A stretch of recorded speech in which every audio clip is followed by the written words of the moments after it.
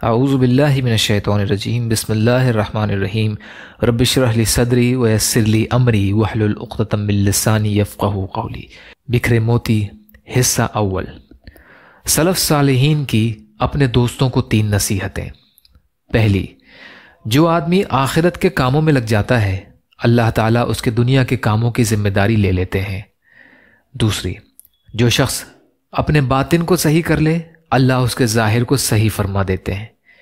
تیسری، جو اللہ سے اپنا معاملہ صحیح کر لیتا ہے اللہ تعالیٰ اس کے اور مخلوق کے درمیان کے معاملات کو صحیح کر دیتے ہیں۔ معارف القرآن سے لیا گیا ہے یہ۔ حضرت عمر رضی اللہ تعالی عنہ کا تقوی۔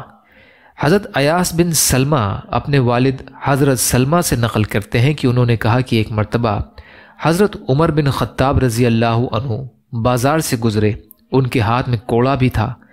انہوں نے آہستہ سے وہ کوڑا مجھے مارا جو میرے کپڑے کے کنارے کو لگ گیا اور فرمایا راستے سے ہٹ جاؤ۔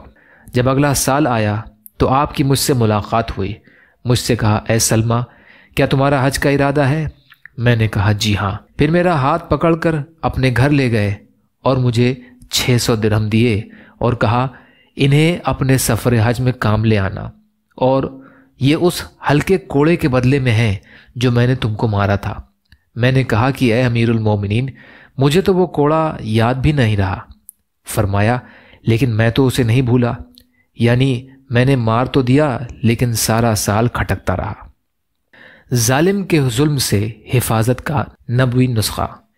حضرت ابو رافع رحمۃ اللہ علیہ کہتے ہیں کہ حضرت عبداللہ بن جعفر رضی اللہ تعالی عنہ نے مجبور ہو کر حجاج بن یوسف سے اپنی بیٹی کی شادی کی اور بیٹی سے کہا جب وہ تمہارے پاس اندر آئے تو تم یہ دعا پڑھنا، لا الہ الا اللہ الحلیم الکریم سبحان اللہ رب العرش العظیم والحمد للہ رب العالمین، جس کا ترجمہ ہے کہ اللہ کے سوا کوئی معبود نہیں جو حلیم و کریم ہے، اللہ پاک ہے جو عظیم عرش کا رب ہے، اور تمام تعریفیں اللہ کے لیے ہیں جو تمام جہانوں کا رب ہے۔ حضرت عبداللہ رضی اللہ عنہ نے کہا جب حضور صلی اللہ علیہ وسلم کو کوئی سخت امر پیش آتا تو آپ صلی اللہ علیہ وسلم یہ دعا پڑھتے۔ راوی کہتے ہیں کہ حضرت عبداللہ رضی اللہ عنہ کی بیٹی نے یہ دعا پڑھی جس کی وجہ سے حجاج اس کے قریب نہ آ سکا۔ یا اللہ ہم سب کو کہنے سننے سے زیادہ عمل کی توفیق عطا فرما۔ یا اللہ جو مظلوم ہیں، پریشان حال ہیں، بیمار ہیں، قرض میں ہیں، بے روزگار ہیں، محتاج ہیں، ان کی مدد فرما۔ یا اللہ مظلوم فلسطینیوں کی، کشمیریوں کی، روہنگیا مسلمانوں کی اور مسلمان جہاں بھی پریشان حال ہیں، ظالموں کے ظلم کا شکار ہیں، آپ ان کی بھرپور مدد فرمائیے۔ یا اللہ ہم سب کو اپنی استطاعت کے بقدر اپنا حق ادا کرنے والا بنائیے۔ یا اللہ آپ قادر مطلق ہیں، آپ کے لیے ہر چیز کرنا آسان ہے، ہمارے لیے بھی آسانیاں پیدا فرمائیے۔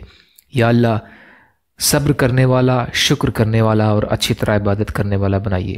یا اللہ آپ نے ہمارا ظاہر بھی اچھا بنایا ہے، ہمارے باطن کو بھی اچھا کر دیجیے۔ یا اللہ بغض، حسد، جلن، کینہ، تکبر، ریاکاری سے ہمارے دلوں کو پاک کر دیجیے۔